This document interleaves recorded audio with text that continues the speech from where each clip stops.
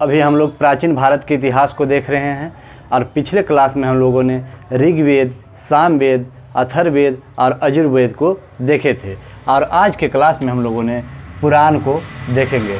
तो इसमें जो इम्पोर्टेंट पॉइंट है, जो एग्ज़ाम से रिलेटेड है, उसी पॉइंट को हम लोग फोकस करेंगे। तो इसमें सबसे पहले देखेंगे कि पुराण की संख्या टोटल 18 है। क्या कितना है? 18। और इसमें जो है सबसे जो इम्पोर्टेंट पॉइंट है, इसकी जो संकलन किया गया, संकलन जो किया गया, संकलन गुप्त काल में हुआ। कब हुआ? गुप्त काल में। और इस पुराण से राजा का वंशावली मिलता है। क्या मिलता है? राजाओं का वंशावली। राजाओं का क्या मिलता है? वंशावली। और ये जो 18 पुराण है और इसमें जो इम्पोर्टेंट पॉइंट है उसको हम लोग देख लेते हैं। तो इसमें सबसे पहले देखेंगे मत्स्य, उसके बाद देखेंगे वायु पुराण, उसके बाद देखेंगे विष्णु पुराण और उसके बाद देखेंगे शिव पुराण और उसके बाद देखेंगे ब्राह्मण पुराण और उसके बाद भागवत पुराण। ये सभी जो पुराण है यह इम्पोर्टेंट है। तो इसमें जो मत्स्य पुराण में जो मिलता है हम लोग को, वह किसका वंशावली मिलता है? सातवाहन वंश। सातवाहन वंश का वंशावली किस में मिलता है? तो मत्स्य पुराण में। उसके बाद देखेंगे वायु पुराण से हम लोग को जो मिलता है वह गुप्त वंश का जानकारी, गुप्त वंश के जानकारी मिलता है। उसके बाद देखेंगे कि विष्णु पुराण में जो है वह मौर्य वंश का जानकारी मिलता है। कौन सा वंश? मौर्य वंश। जो पुराण है इसमें जो है शिव के अवतार का वर्णन है। किसका? शिव के अवतार। शिव के अवतार का क्या है? वर्णन है। और इसमें शिव, भक्त और भक्ति का वर्णन मिलता है। तो इसमें देखेंगे अब ब्राह्मण पुराण जो है इसमें शिव, विष्णु और ब्रह्मा भगवान तीनों का जो है वह वर्णन मिलता है हम लोग को ब्राह्मण पुराण में। और उसके बाद भागवत पुराण में कृष्ण का वर्णन मिलता है। कृष्ण के अवतार और उनकी लीलाओं का वर्णन हम लोग को भागवत पुराण में मिलता है। तो अब हम लोग देखेंगे वेदांग और एक होता है वेदांत। वेदांत में अंतर है। वेदांग की संख्या कितनी है? तो 6। वेदांग की संख्या 6 और यह 6 वो इम्पोर्टेंट है। इसमें आता है सबसे पहले शिक्षा, कल्प, व्याकरण, ज्योतिष, छंद और निरुक्त। तो यहाँ से अब हम लोग ध्यान देंगे कि शिक्षा, कल्प, व्याकरण, ज्योति, छंद और निरुक्त, ये जो 6 वो है यह सबसे इम्पोर्टेंट है। इसमें सबसे पहले देखेंगे शिक्षा जो है इसमें उच्चारण के लिए किया जाता है। उसके बाद कल्प जो है यह कर्म कांड के लिए किया जाता है। और व्याकरण तो आप लोग जानते ही हैं कि यह उच्चारण के लिए भी किया जाता है। और उसके बाद ज्योति जो है, ज्योतिष का मतलब जो अनुष्ठान के समय जो समय लगता है, यानी कि यज्ञ के समय, वही समय का वर्णन आपको ज्योतिष वेदांग में मिलता है। उसके बाद देखेंगे कि छंद में जो हम लोग श्लोक पढ़ते हैं तो उसी का जो वर्णन है, उसी का क्रमबद्ध वर्णन छंद में मिलता है। और भाषा विज्ञान का वर्णन निरुक्त में मिलता है।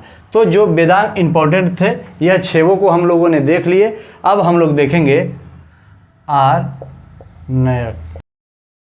अर्नयक का संख्या कितना है? 7 है। और इसमें देखेंगे कि अर्नयक जो है कर्म मार्ग और ज्ञान मार्ग दोनों के बीच के सेतु का काम करता है। और यहाँ पे अर्नयक की जो रचना हुई वह ऋषि के द्वारा जंगल में किया गया। कहाँ किया गया? ऋषियों के द्वारा, ऋषियों के द्वारा जंगल में, कहाँ किया गया? ऋषियों के द्वारा जंगल में किया गया। और जो ऋषि शिक्षा ग्रहण करते थे जा कर के जंगल में, वहीं इसकी रचना किया गया है। तो यह बहुत ही इम्पोर्टेंट है और इसमें बहुत ही बेहतरीन जानकारी प्राप्त होती है। तो अब हम लोग देखेंगे, यह दार्शनिक रहस्य से परिपूर्ण है। तो यहाँ से जो इम्पोर्टेंट पॉइंट थे उन सभी को हम लोगों ने कवर किए। तो सबसे पहले इसमें देखें पुराण को, तो पुराण की संख्या 18 थी और इसका संकलन जो किया गया वह गुप्त काल में किया गया और इसमें राजाओं का वंशावली मिलता है। उसके बाद देखें जो इसमें पुराणों में जो इम्पोर्टेंट पॉइंट थे उस सभी को हम लोग कवर किए। तो इसमें देखें मत्स्य पुराण, वायु पुराण, विष्णु पुराण, शिव पुराण, ब्राह्मण पुराण और भागवत पुराण।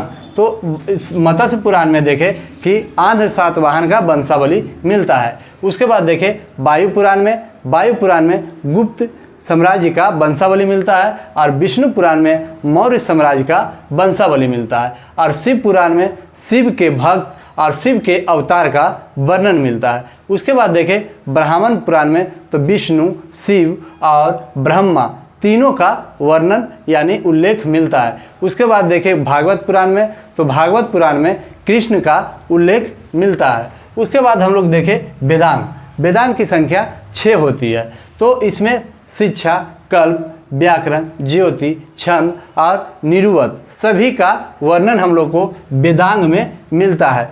तो शिक्षा का अर्थ भी हम लोग जाने कि उच्चारण यानी कि हम लोग करने के लिए सीखेंगे। तो उसके बाद कल्प यानी कि कर्मकांड, उसके बाद व्याकरण जो हम लोग पढ़ते हैं और ज्योतिष यानी कि अनुष्ठान यानी यज्ञ के समय जो समय लगता है उसका वर्णन। उसके बाद हम लोग देखें छंद में देखें जो मंत्र श्लोक के रूप में पढ़ा जाता है उसी को वर्णन हम लोग को छंद में मिलता है। और उसके बाद निरुक्त को देखें, निरुक्त में भाषा विज्ञान का वर्णन मिलता है। तो जो इम्पोर्टेंट पॉइंट थे वेदांग में उस सभी को हम लोगों ने कवर किए। अब देखें उसके बाद अर्नयक में देखें कि इसकी संख्या 7 होती है और इसकी रचना जो है ऋषि मुनि के द्वारा किया गया है। जो ऋषि मुनि जंगल में रह करके शिक्षा ग्रहण करते थे उन्हीं के द्वारा अर्नयक की रचना किया गया और यह जो है यह दार्शनिक रहस्य से परिपूर्ण है। और उसके बाद अब हम लोग उपनिषद की ओर चलते हैं। तो उपनिषद में देखेंगे कि इसकी जो रचना किया गया सबसे अंतिम में किया गया, इसीलिए इसे वेदांत कहा जाता है। क्या कहा जाता है? वेदांत यानी वेदों का अंत। और उसके बाद देखेंगे इसकी संख्या जो होती है वह 108 होती है। कितना होती है? 108। वेदांत की संख्या कितनी है? 108। उसके बाद हम लोग देखेंगे इसमें एक मुंडको उपनिषद है। मुंडको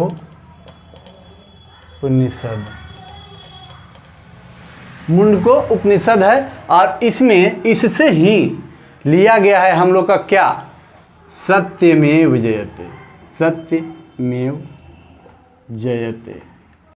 सत्यमेव जयते जो वाक्य लिया गया है यह हमारा यही उपनिषद यानी कि उसमें जो 108 उपनिषद की संख्या है उसमें से एक मुंडको उपनिषद है और उसी से हमारा राष्ट्रीय वाक्य सत्यमेव जयते लिया गया है। तो बहुत ही इम्पोर्टेंट है।